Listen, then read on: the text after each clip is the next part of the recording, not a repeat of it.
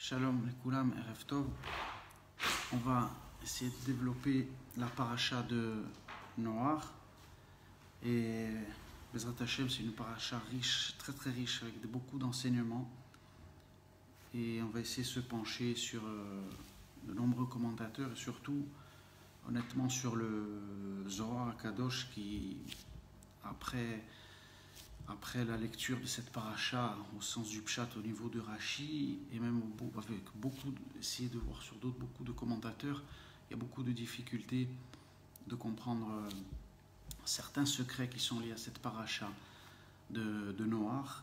Et Bezrat Hashem, je vais essayer de partager avec vous les différents enseignements que j'ai pu trouver, notamment sur pourquoi cette question qui revient toujours chaque fois qu'on traite la paracha de Noach, pourquoi Noach s'est dénudé et pourquoi il s'est rendu ivre et il y a eu ce qui s'est passé avec ses fils, pourquoi cette arche, pourquoi finalement il est appelé Tzadik, beaucoup de questions. On va essayer de répondre avec l'aide du maître du monde.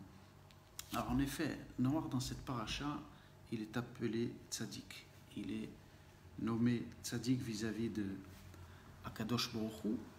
Et on va d'abord apporter un éclairage sur ce point. Le Zohar nous dit que Noach est nommé Tzadik. Tzadik est Sodolam, la notion de Tzadik dans la Torah, quelque chose d'immense. Et nos textes viennent nous préciser qu'il est nommé Tzadik vis-à-vis du nom du Shem Elohim et non au niveau du tétragramme. C'est vrai que dans tout le récit, et notamment dans Bereshit, déjà dans tout le Sefer Bereshit, et dans la paracha de Noach, c'est le nom Elohim qui revient sans cesse, et non le tétragramme qui va se dévoiler beaucoup plus tard.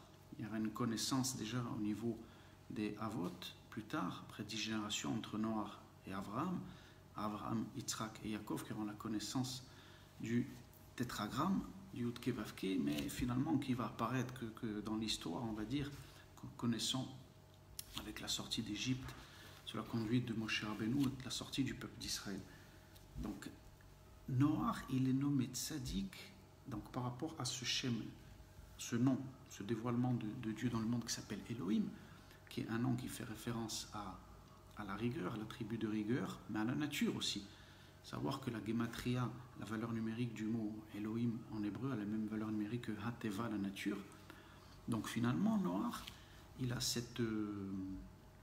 Il est juste, il est intègre dans cette génération parce que c'est quelqu'un qui s'accorde parfaitement avec les lois de la nature et qui a une conduite morale qui est intègre par rapport à cette génération qui est très spéciale, où le texte nous dit bien entendu que c'est une génération qui est complètement tombée dans le meurtre, dans la débauche, etc. Alors entre parenthèses, il faut que je vous apporte un éclairage par rapport à cette paracha aussi. Il faut surtout comprendre que ce récit, tout d'abord déjà celui de Adam Arishon qu'on a parlé dans la vidéo précédente, l'histoire de Caïn et Hevel aussi, et Noach, ce sont des étapes qui se sont passées et la forme matérielle que nous connaissons aujourd'hui n'était pas la même. Dans la génération de Noach, la forme matérielle que nous connaissons aujourd'hui dans l'univers, que ce soit au niveau physique, biologique, etc., n'était pas la même. C'est pour ça que les textes nous disent, quand on parle de ces personnes, qu'elles vivaient 800 ans, 900 ans, parce que c'était des êtres qui étaient beaucoup plus spirituels que nous le sommes, nous, aujourd'hui, actuellement. Alors, ça peut paraître contradictoire par rapport à ce qu'on entend sur cette génération, mais pas du tout. Puisque ces générations-là, nous dit les textes, et surtout le Zohar, donc le sens, les kabbalistes nous disent attention, la génération de Noé était beaucoup plus spirituelle que celle que nous connaissons aujourd'hui. C'est pour ça que si on prend la lecture de la Torah ou de la Bible au niveau simple, au niveau littéral, on voit, on ne comprend pas trop. Ces personnages sont en 800 ans, 900 ans. Bien évidemment qu'ils n'avaient pas la structure encore matérielle, et physique et biologique telle que nous la connaissons aujourd'hui. C'est pour ça que c'était des vies spirituelles, c'était des engendrements qui pouvaient durer sur plusieurs générations, bien évidemment. Et c'est pour ça qu'on parlait de vie sur 700, 800, 900 ans, etc. Et donc, ce qu'il faut comprendre, bien évidemment, c'est qu'il y a des étapes. depuis la faute déjà d'Adam dans le Gan Eden, il y a une dégringolade, on va dire entre guillemets, de l'homme qui se fait pour arriver jusqu'à ce monde. Il a fallu 10 générations pour arriver de Adam jusqu'à Noach. Ça aussi au niveau des textes du Zohar et de la Kabbalah, on sait que le 10 dans la Torah revient souvent, ça représente au dévoilement complet dans sa shlemut, comme on dit en hébreu, du dévoilement divin jusqu'à sa réalisation. Ce sont les 10 sphères, ce sont les 10 dévoilements, les 10 attributs divins qui se dévoilent au départ de la lumière infinie, ce qu'on appelle de l'Ensof, qui n'a pas de limite, jusqu'à finalement, à travers des voiles, arriver jusqu'à ce monde. Et c'est toujours en étape de 10 que ça se fait. C'est pour cela qu'il y a eu 10 étapes d'Adam jusqu'à Noach pour arriver à une certaine réalisation, jusqu'à Noach, mais ça n'a pas suffi, puisque là aussi il y a eu une destruction. L'Éternel Dieu n'a pas pu continuer avec cette génération-là, donc il a dû encore donc recommencer, et à partir de Noach, lui bien entendu qui était le tzaddik, le juste dans cette génération, a été préservé, mais il fallait repartir avec lui sur encore 10 générations pour arriver à un arrangement, des arrangements qui arrivent jusqu'à Abraham, notre patriarche, et qui est finalement lui le fondateur de la nation d'Israël, et qui va permettre finalement au projet divin de se réaliser beaucoup plus concrètement. Et il fallait encore donc 10 étapes. Donc on voit que ces récits, surtout dans Bereshit, sont très, très cryptés, très codés. Et donc il faut comprendre déjà ces notions-là. Attention, ça ne part pas de notre monde que nous connaissons aujourd'hui sous la même forme. Il y avait une forme matérielle qui existait bien évidemment, mais qui n'était pas la même que la nôtre. Alors on va voir aussi, regardez, la Torah a toujours une forme grammaticale qui est très spéciale. Et on va voir déjà dans le premier verset. Le premier verset nous dit de la Torah, Venoach matza chen behene Hashem, donc Noach trouvait grâce aux yeux de l'Éternel. Et le premier verset de la Torah nous dit comme ça. Ele toldot Noach Noach. Le mot Noach est répété 2 fois. Bien sûr, tout de suite, on voit au niveau grammatical, c'est pas besoin de répéter 2 fois Noach. Pourquoi le mot 2 fois Noach est répété? On va voir. Ele toldot Noach Noach ish tzadik tamim aya bedorotav et a Elohim. Donc, on voit que alors, Élé, déjà le terme Élé au départ, voici les engendrements de Noach. Élé toldot sont les engendrements. Cette forme-là grammaticale, Élé, les sages nous disent que lorsque Élé est présenté sans le vav, ça veut dire que justement tout ce qui a précédé Noach a été détruit et que ça ne continue pas. Élé toldot, ça veut dire que ce qui est précédé sera détruit, on repart sur quelque chose de nouveau. On sait que quand il y a la lettre Vav qui fait l'union, qui est le Vav Achibour, qui est la lettre de l'union, la conjonction, par exemple dans le livre de Shemot, au début, lorsqu'on parle de la descente en Égypte, Ve'ele Shemot, les noms, entre guillemets, qui sont descendus en Égypte, on voit qu'il y a le Vav, parce que justement, ces noms, il n'y a pas de séparation entre la fin de Bereshit et quand on rentre dans le Sefer Shemot, et ce qui est bien entendu qui descend. Tous les noms qui descendent en Égypte sont ensuite récupérés par la sortie du peuple d'Israël d'Égypte, et c'est la libération de ces noms, entre guillemets. Donc, il n'y a rien qui est détruit pour partir sur de nouvelles bases. Tandis que là, justement, le texte nous dit attention. Et les toldot Noach, c'est-à-dire que les engendrements de Noach, tout ce qui a précédé Noach va être détruit, il faudra repartir sur quelque chose de nouveau. Pourquoi le mot Noach, il est répété 2 fois? Alors là, bien entendu, le Zohar va nous donner l'explication qui est très profonde. Qu'est-ce que nous dit le Zohar par rapport à ça? Il nous dit, c'est que chaque juste dans le monde possède 2 souffles. Le Zohar nous dit en ce monde-ci, donc ce monde, et le souffle, ce qu'on appelle dans le Olam Haba, le monde on va dire, j'aime pas dire le monde futur parce que ça fait référence à comme si on devait changer à un moment donné de monde, mais non, c'est-à-dire plutôt lorsque ce monde connaîtra le dévoilement du divin, on va dire on dira le monde qui arrive. Ainsi, au sujet de tous les justes, tu trouveras ce redoublement. Il est vrai que quand on voit aussi dans Shemot, dans l'Exode, on voit qu'aussi, quand on parle de Moshe, on va marquer 2 fois Moshe, Moïse, Moïse. Jacob, pareil, Yaakov dans la Genèse, c'est marqué 2 fois aussi, au chapitre 46, c'est marqué 2 fois. Abraham dans la Genèse, toujours pareil, au chapitre 22 aussi, on voit Abraham, c'est marqué 2 fois. Dans le livre des rois, Shmuel, le prophète aussi 2 fois, etc.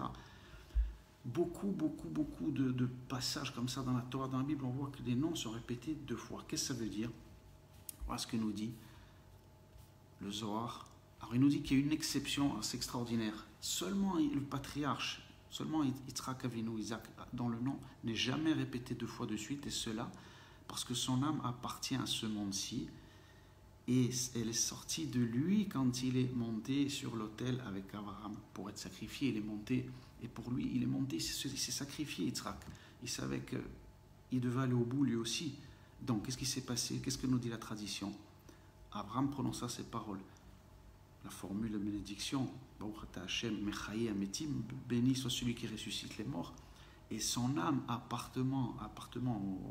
qui appartient déjà au monde à venir est revenue en lui. Donc Yitzhak a bénéficié d'une résurrection. Et c'est pourquoi tu trouveras que le Saint béni soit-il n'a uni son nom à aucun juste pendant sa vie, excepté Yitzhak, qui est considéré comme un mort avec ce qu'il a fait. C'est-à-dire qu'un sacrifice de soi, personne n'a fait ce qu'a fait Yitzhak. Le texte y fait allusion dans le verset aussi, même en ses saints, il n'a pas confiance, dans le livre de Job au chapitre 15. Et autre explication, voici les engendrements de Noé, ce qu'on a vu, et les Toldot, c'est parce que Noah était un sadique, un juge donc on le loue à 2 reprises. Donc la notion de juge, de tzaddik, quand quelqu'un est marqué 2 fois dans la Torah, c'est que c'était un tzaddik. Il était intègre dans sa génération. Par contre, par rapport aux générations suivantes, regardez ce que dit le Zohar. Il était comme rien, par exemple, s'il aurait vécu dans la génération d'Abraham, on va voir la différence, pourquoi, ou celle de Moshe, ou celle du roi David.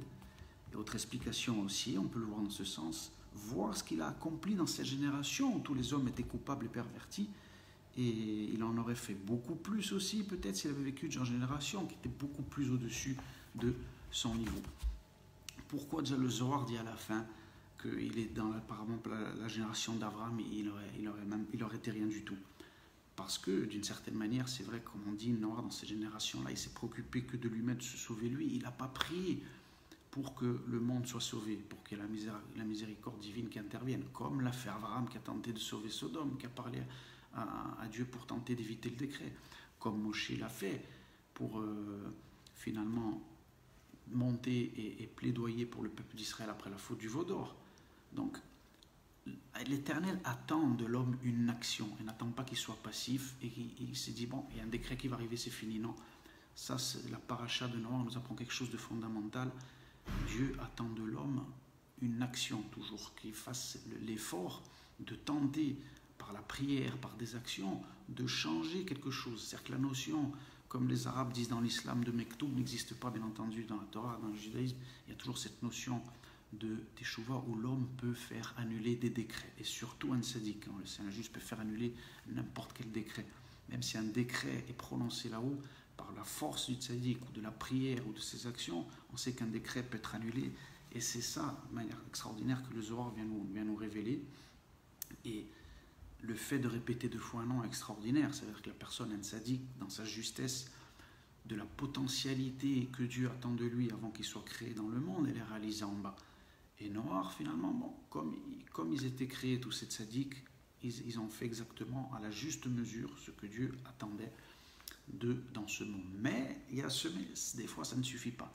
Même ce que Dieu attend au niveau de la juste mesure, des fois, ne suffit pas. Un homme doit dépasser justement les limites qui sont reliées justement au chiffre 7, comme on va le voir dans cette paracha, qui est reliée à la nature.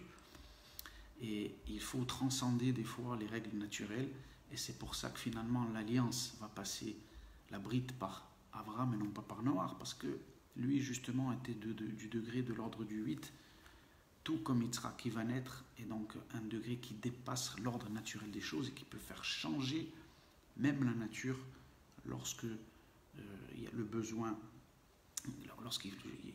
les besoins sont, comme on l'a vu par exemple dans la sortie d'Égypte, où il a fallu que la nature soit bouleversée pour faire comprendre justement à ce que se représentent les notions de l'Égypte, que l'Éternel est au-dessus de la nature et que lorsqu'il veut, il peut changer même les lois naturelles. C'est ce message qui a été envoyé à Pharaon, et c'est ça finalement qui a pas été fait d'une certaine manière dans la génération de Noah. Maintenant, on va voir une autre forme grammaticale intéressante que le Zohar nous dit aussi, qui est faite à Noah. On voit que dans un verset, il est dit à Noah, regardez ce que nous dit le Zohar.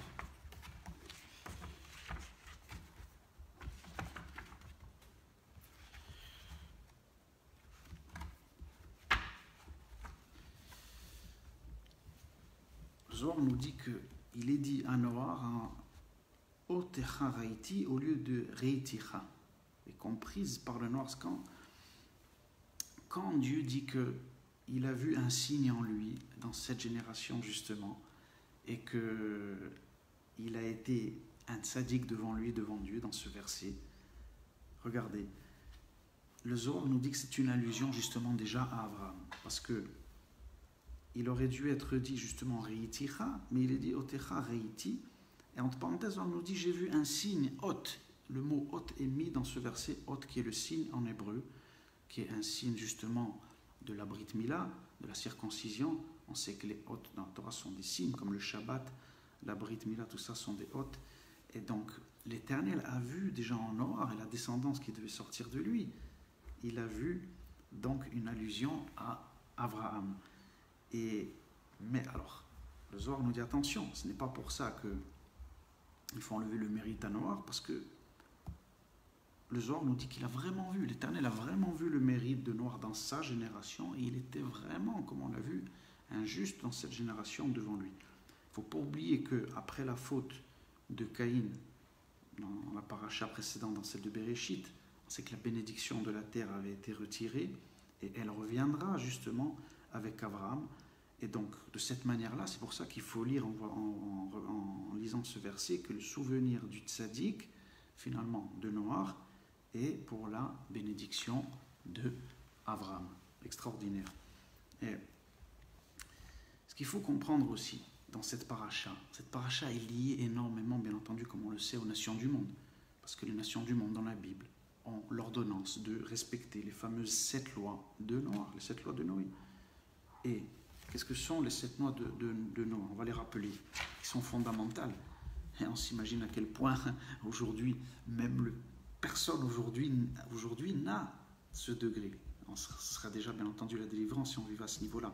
Établir des tribunaux. Quand on parle d'établir des tribunaux, bien évidemment, on ne parle pas de la notion de justice qui existe aujourd'hui et qui n'existe même pas encore en Israël, puisque ce n'est pas le Sanhédrin et les sages aujourd'hui qui élaborent les lois en Israël. Et donc établir des tribunaux avec véritablement qui s'enracinent dans les valeurs divines et ensuite qui descendent dans l'application, donc dans tous les degrés de la société. Et donc c'est ça véritablement établir des tribunaux, ce qui n'est pas fait aujourd'hui, ni pour Israël ni pour les nations. L'interdiction de blasphémer. Alors, on imagine toute la profondeur qu'il y aurait à développer pour les nations du monde à rentrer dans ces concepts-là. Bien sûr, en étudiant ce que les maîtres d'Israël ont révélé, pour eux aussi l'interdiction d'idolâtrie. On imagine bien ce que déjà toutes aujourd'hui les nations devraient arrêter et devraient laisser tomber.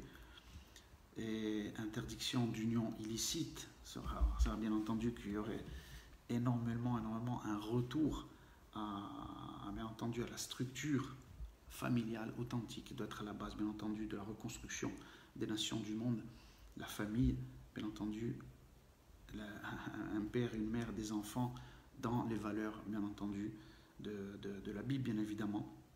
L'interdiction d'assassiner 5, bien évidemment, ne pas s'imaginer à quel point c'est tellement important finalement. Quand on revoit,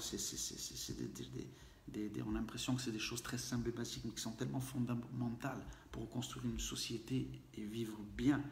Mais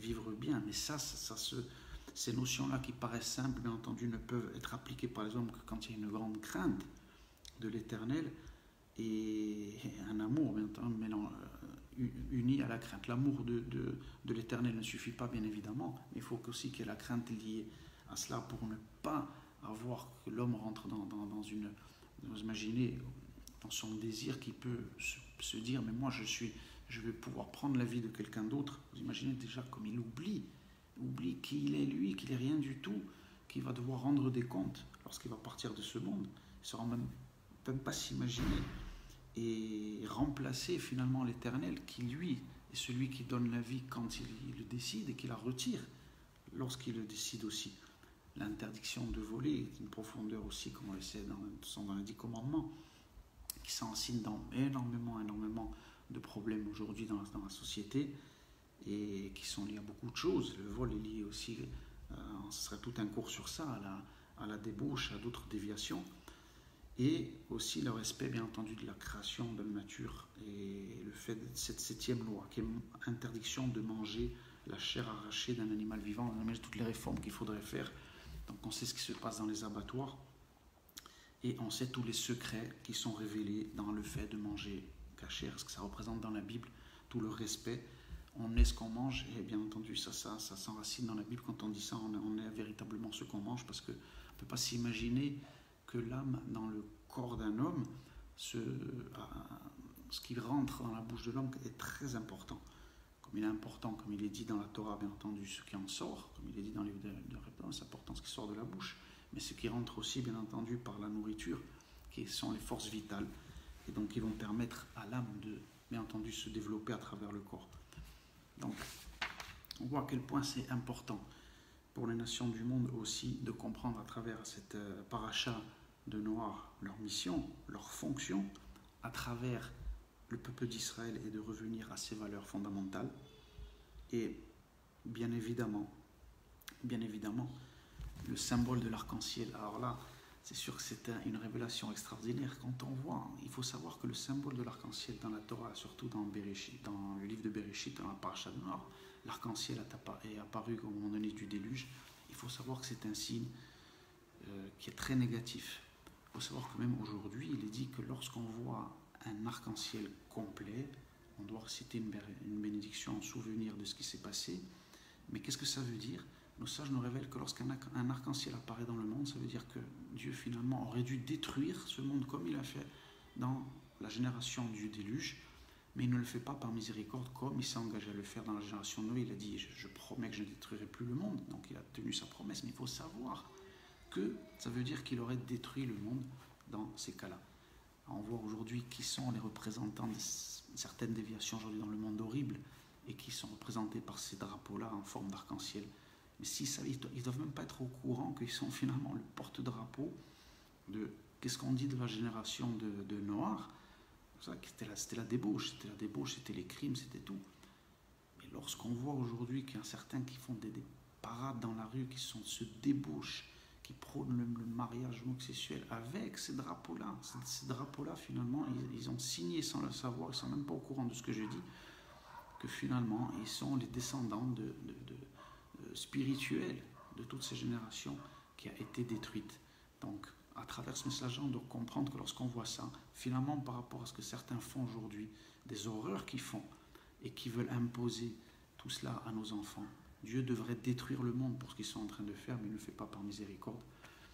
Que l'Éternel nous pardonne de ne pas encore être arrivé à la période de rédemption, qui nous aide à dévoiler ses valeurs, à rétablir sa royauté sur terre à travers le peuple d'Israël et avec les nations du monde, qui nous aide à tous à retrouver notre voie et à nous sauver d'un déluge aussi que nous sommes en train de vivre.